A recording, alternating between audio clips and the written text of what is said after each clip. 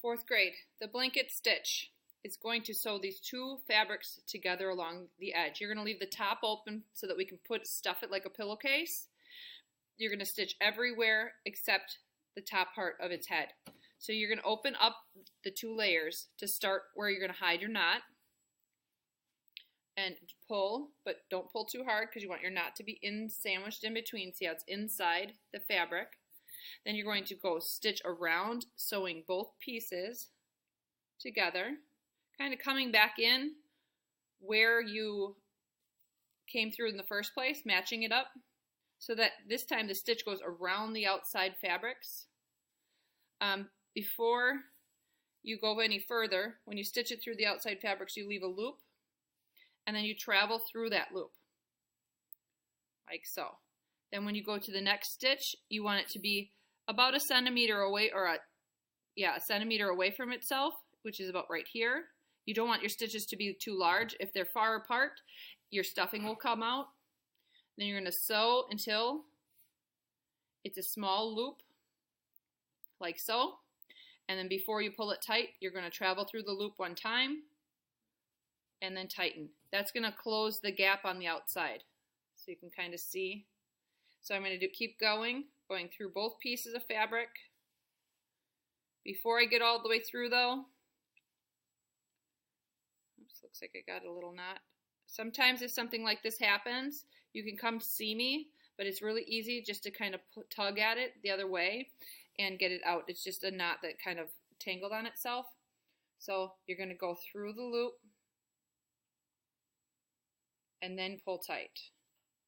So through two, making yourself a little tunnel like that, stopping, going through the tunnel, and pulling.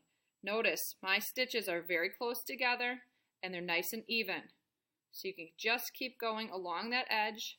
When you run out of string, you need to tie a knot before you run out of too much string. So when your needle and thread starts to get a little low on string, you need to stop, tie a knot, and come back in line and get more string. So you're going to come along. Now I'm using a very easy to see string because I wanted the purple edge to show in the video. But if you don't want your stitches to show, you would just use thread that is of the same color. So as you're traveling through, make sure your tail is always coming out. If your tail's too long, sometimes that'll get caught and you'll really have a tangled mess. So you always want your tail to travel with you. If you have a hard time with your tail coming undone from the needle and thread, as you tug it, kind of hold it back here.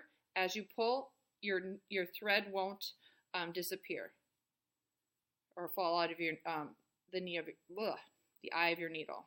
So you are just going to go along the edges. Keep doing this stitch. Don't forget to travel through the tunnel. After you do it for about 5 minutes, it'll start becoming a real natural stitch, and it's closing up the whole outside edge. Keep your stitches nice and even. All right, so when you need to change thread or you're running low on it, say it's coming out and you only have about this much string left, tie that knot, snip it, and come back in line for more. All right, there's the blanket stitch.